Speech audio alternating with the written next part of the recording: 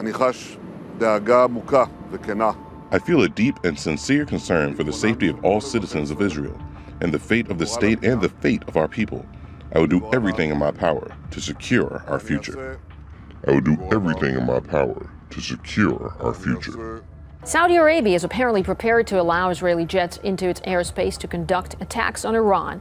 That's according to a report by the Israeli Channel 2 TV station, citing an unnamed senior European source. The move will allow Israel to bomb targets in Iran and avoid a lengthy detour around the Persian Gulf. The report highlighted the close collaboration and shared intelligence between Israel and Saudi Arabia over Iran's controversial nuclear program. Both countries are worried Tehran is close to developing an atomic bomb. Before heading to the United States to address Congress, Israel's Prime Minister Benjamin Netanyahu stopped at Judaism's holiest site to say a prayer. The Prime Minister's address is meant to deter the U.S. from signing a deal with Iran. As Israel's Prime Minister, I am obligated to look out for Israel's security, which is why we are completely opposed to an agreement between Iran and the superpowers that can endanger our very existence.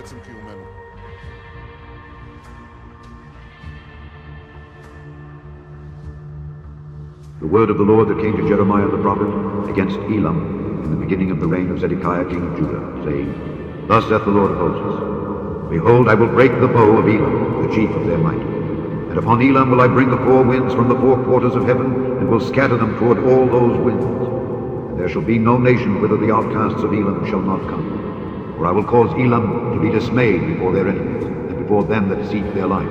And I will bring evil upon them, even my fierce anger, saith the Lord. And I will send the sword after them, till I have consumed them. And I will set my throne in Elam, and will destroy from thence the king and the princes, saith the Lord. But it shall come to pass in the latter days, that I will bring again the captivity of Elam, saith the Lord.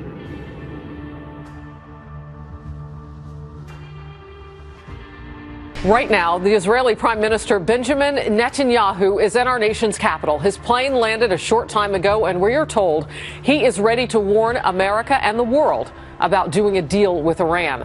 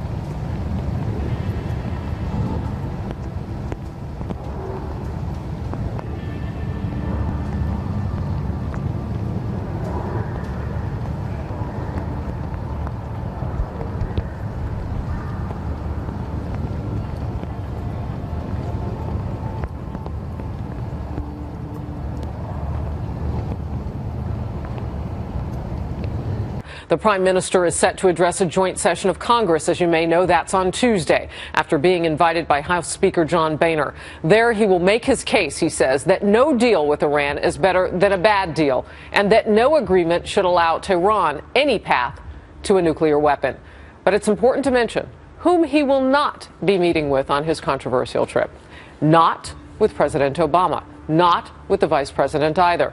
The White House saying the president is not meeting with him to avoid interfering with foreign elections, which are roughly 2 weeks away in Israel.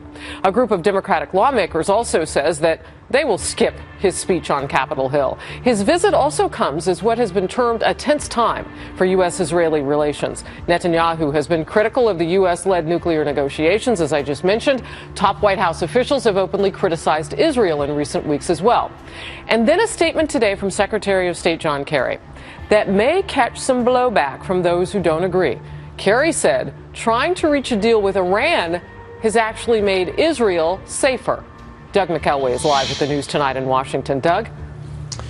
Hi, Eris. We're trying to get an accurate tab of just how many members of Congress will boycott this speech. No precise estimate yet, but those members of Congress planning to stay away are a small minority, at least as of right now. Politico is reporting that about 30 Democrats say they will not attend. Many of them are members of the Congressional Black Caucus who see Speaker Boehner's invitation as disrespectful to the president. Still, that number is a small fraction of the 232 Democrats in Congress. Prime Minister, as you said, and Prime Minister Netanyahu has landed at Joint Base Andrews. Before he boarded in Israel, he spoke from the tarmac. I feel a deep and sincere concern for the safety of all citizens of Israel and the fate of the state and the fate of our people. I will do everything in my power to secure our future. Tensions over his visit come as Secretary of State John Kerry is touting the nuclear negotiations with Iran as a boon to Israel's security. Israel is safer today because of the interim agreement that we created. The 20% enriched uranium has been reduced to zero. We have stopped the centrifuge production. We are inspecting inside of their facilities. We have stopped the Iraq plutonium reactor in its tracks.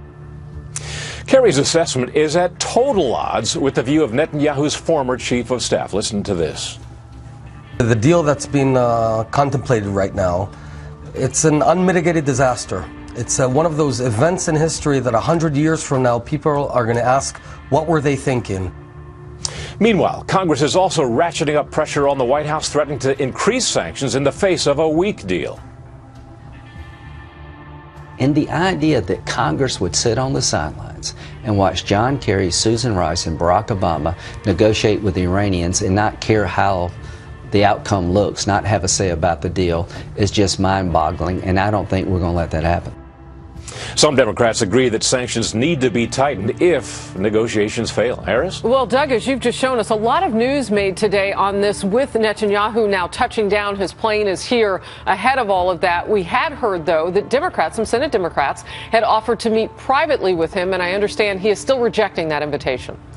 Yeah, he is rejecting it, and in his response to Senator Dick Durbin's request for this meeting, Netanyahu said that such a visit, quote, could compound the misperception of partisanship surrounding his trip. He assured Durbin that his only intention is to voice Israel's concern about these negotiations with Iran.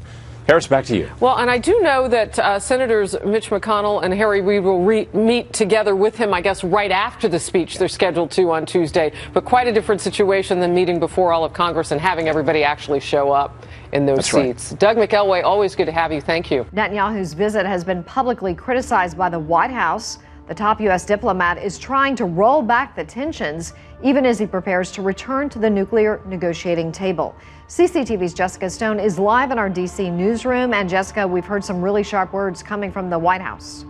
Absolutely. Very sharp words indeed, Susan, with U.S. National Security Advisor Susan Rice last week calling Netanyahu's visit, quote, a destructive thing for the fabric of U.S.-Israeli relations. And so far, nearly 36 members of the U.S. Congress are planning to skip the speech, as are both the U.S. president and vice president. Netanyahu is expected to lay out once again why he believes the Iran nuclear talks are a danger to the nation of Israel, to its very existence.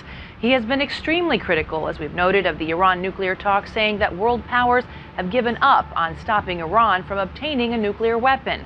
White House aides have reportedly concluded the Israeli prime minister won't back any deal that allows Iran to enrich any uranium. But on a Sunday morning political talk show, the U.S. Secretary of State said Mr. Netanyahu is welcome to speak in the United States. We don't want to see this turned into some great political football. Obviously, it was odd, if not unique, that we learned of it from the Speaker of the House and that an administration was not included in this process. But the administration is not seeking to politicize this. We want to recognize the main goal here is to prevent Iran from getting a nuclear weapon. And also in that interview, Kerry went on to lay out the White House case for backing the Iran nuclear talks. He says Israel is actually safer because the interim agreement reached to facilitate the talks reduces uranium enrichment levels and centrifuge production in Iran. Susan. Clearly, this is a low point in the U.S.-Israel relationship, and I cannot imagine that such a thing would have occurred under my watch, nor anyone else's watch. What were they thinking? Well, You know, the U.S.-Israel relationship clearly is deep and wide and broad, and it's been unique and special over the years. And I think that this current situation that we're witnessing is a rarity. You know, there were differences between presidents and prime ministers over the years, and they knew how to bridge them or at least cordially agree to disagree. This time around, it seems to me that there's a real disconnect between the leaderships, and the feeling is in Jerusalem that the Obama administration is on the verge of going to cooking up a bad deal, and apparently Netanyahu sees this. He views this as an existential threat to Israel. He's willing to do all it takes to prevent such a threat. On the other hand, Can I jump in on that note? Because there is a very serious disagreement on Iran policy. That goes without saying, and the Prime Minister is going to underline it. But that aside, there seems to be a disagreement just about tactics and the formalities of how allies behave. First, there was this idea that John Boehner, the Speaker of the House of Representatives, a Republican, could invite the Prime Minister and nobody would tell the President, a Democrat. Now, equally awkwardly, there's the statement from the Prime Minister saying, I respect President Obama, which only draws more attention to the fact that he needs to announce this. It seems almost like, quite apart from the difference of policy, they're tone deaf in Jerusalem. You know, there's, over the years, there was a set of unwritten rules and principles that guided this relationship. One of them was bipartisanship, and making sure that Israel does not become, or Israel does not turn itself into political football between Republicans and Democrats. Clearly, this line has been crossed this time, unfortunately. And right now, everybody's playing damage control on the Israeli side, at least. That's what it looks like, with Netanyahu going in the Western Wall and talking about his respect for the president.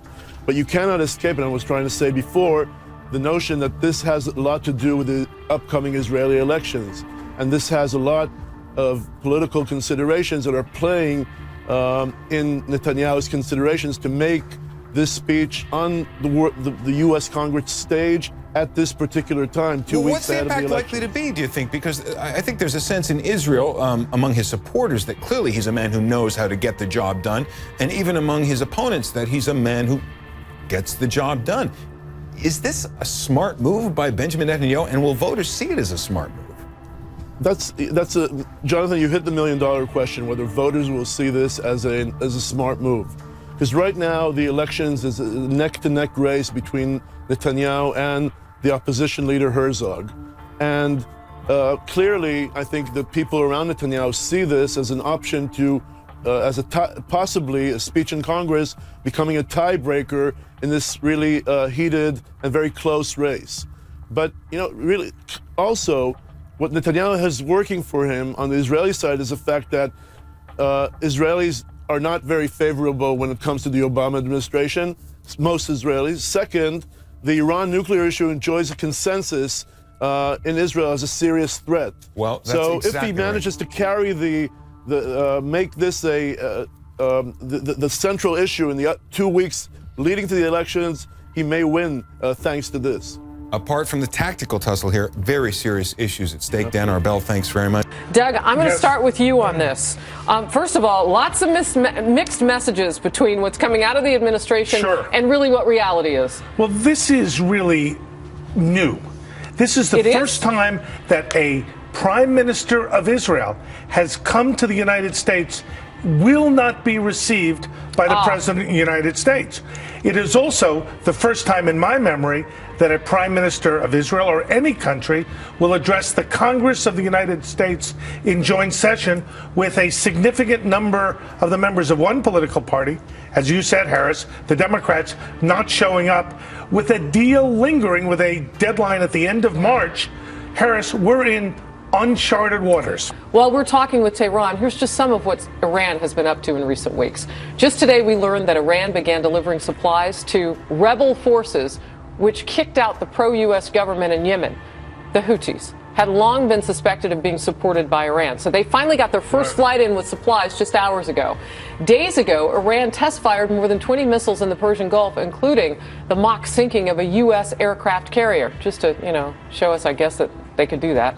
Back in January, more military testing. This time, Iran claiming they successfully tested 3 suicide combat drones. And in December, Iran's army successfully launched coast-based missiles, systems Iran claims are its most advanced in at least a past decade. John, we're doing a deal with them. They're doing that. I know. I think that John Kerry has a mission here, which is to get this deal done by March 24th, no matter what, because he believes, and I know John Kerry, I've known him for 35 years. I wouldn't trust him as far as I could throw him. Really? He's done a similar deal with Vietnam where there were secret side agreements, there was inspections that never happened, where we tipped off the Vietnamese before the inspection actually happened. That same dynamic is in this deal with Iran. Inspections that are not going to happen, side agreements that we'll never know about, Congress being cut out so they don't know what the deal is. The end point, I think, for Kerry is he thinks he can get the Nobel Peace Prize with his Iranian counterpart for pulling this deal off. And he thinks that's the capstone to his career as Secretary of State. 2 for this administration, then, right? And you've seen a president who got 1, but he started more war. He did nothing. And this one for a terrible deal that is going to hurt the world.